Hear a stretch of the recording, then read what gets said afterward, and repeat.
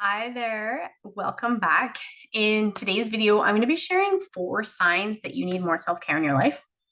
If you're new to my channel, hello, my name is Jenn J. I am a women's hormone health coach and family nutritionist. My practice is built on empowering women who are living with uncomfortable and debilitating hormonal symptoms, things like painful periods, mood swings, weight issues, PMS, low energy levels, and the list is endless. I help them reclaim their lives and put their period problems to rest while helping the entire family eat healthier. Because I'm a mom and I totally get it. I know how hard it is. Now, today I want to share with you 4 of those biggest warning signs that you need more self care commitment in your life. And it's no secret here on my channels that I am an overachiever, that I'm a people pleaser, I'm a type A person. Things are black and white for me. um, and I shared in one of my recent videos the importance of taking time out to be by yourself and the 5 things that I specifically did that took me from burnt out and to actually having true energy, right? Sustained energy. So I'll link that video just here on the screen somewhere, and I'll also put the link in the description of the video when I'm done. So you can find that there. But what I shared in there is how I quickly ran myself into the ground by committing to too much, not respecting my boundaries, saying yes too often, not saying no often enough, and just sort of having that endless list that I'd push to finish and overworking myself essentially, right? So cognitively, in my brain, I actually function very well like this. I love it, right? But physically, emotionally, and for my health, we're not supposed to work this way. It's not a healthy way to function. And so this is both a genetically wired stress response and could also be or is a learned behavior as a response to stress or trauma. So I'm just wired that way, like I've always been on. But what I've learned for myself is that it is also a stress response for me. It is a response to trauma. So I've been wired this way, but I've also developed or leaned into it, and so I kind of elevated it, right? But even though I function really well like that, and uh, I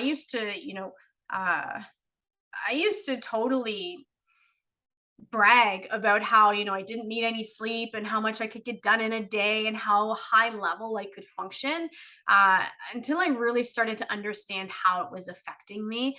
So I can also link the video to stress and our menstrual cycles, like how stress affects our menstrual cycles, because when I started to understand that strong connection, I was able to clear up a lot of my menstrual issues that I was dealing with and actually start to regulate some of my own symptoms. And I see this every day in my practice as well. So here's why it's a really dangerous way for us to live on that high level extreme.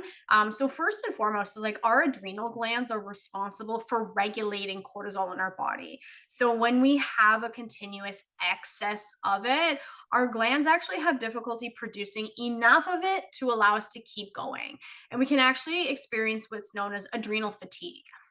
So when this happens, we can experience anything from physical and mental fatigue, like actually being burnt right out, to things like weight gain, food cravings, disruptions in our menstrual cycles, like increased pain, including irregular cycles, and then things like blood pressure dysregulation, and even nutritional deficiencies, insulin regulation disruption, that sort of thing. So we're just at higher risk in general of uncomfortable health symptoms, but also illness and disease, right? So, um, what we really want and need to be mindful of are some of those early signals that our bodies are sending out. And this is where we have to be responsible for checking in with ourselves and recognizing what we're feeling. So, if you're experiencing any or all of the 4 signs that I'm going to share with you, you may want to review your self care commitments and find areas in your life where you can better support yourself. So, I did actually share the five things that I did in the video that I linked earlier. So you can of course always go and check that out as well, because I did find them to be very powerful. And of course, they're not an overnight solution, but they are helpful in helping build in that intentional action that you should be taking every day to de-escalate those stress responses in the body. So the first sign, and this is like me 100%, is that you're irritable often.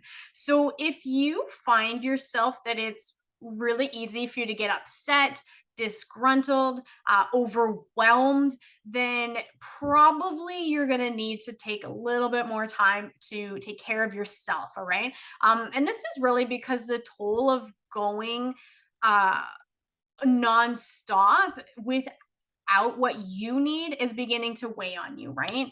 And that resentment is starting to kick in. It's starting to carve itself into other areas of your life.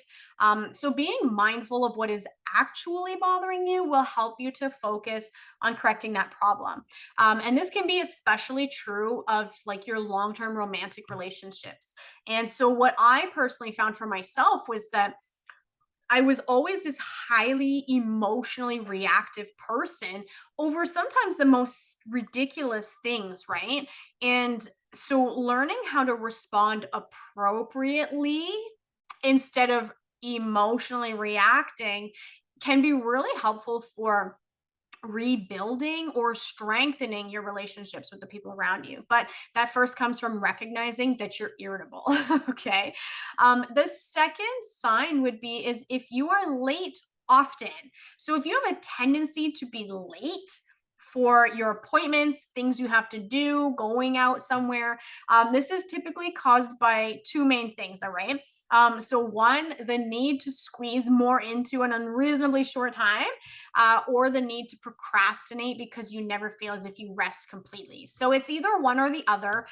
For me personally, it's the need to squeeze more into an unreasonable short time. I always assume I have more time than I have, and I just keep piling on how much I get done or try to do.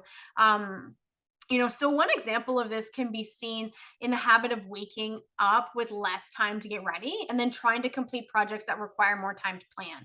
So if you're the kind of person who listens to the alarm more than once or you're hitting that snooze button a couple times, then you could actually be doing serious damage to your restfulness because you're waking up every few minutes instead of just sleeping without interruption. So, decide what time actually works for you and then stick to it. And if, after a couple of weeks, if you're finding it doesn't work, then reevaluate. So, knowing, which reason you are late often can help you determine which path you need to go with correcting that. All right. The third one is having panic attacks. So, stress builds up in the body. I've shared in some of my other videos that it's cumulative, it's additive, it's just constant, it's layers, right? And it can cause us to have super strange symptoms. So, if unchecked, they can manifest into more serious conditions over time. So, things like anxiety and panic attacks are often the result of stress that have been carried for a long time without relief or without some sort of outlet. So if you find yourself having panic attacks or anxiety attacks, then that could be an indicator to you that you really need to step back and readdress how much time you're taking to yourself every day. Your fourth one is if you find you struggle to relax. This one was definitely me.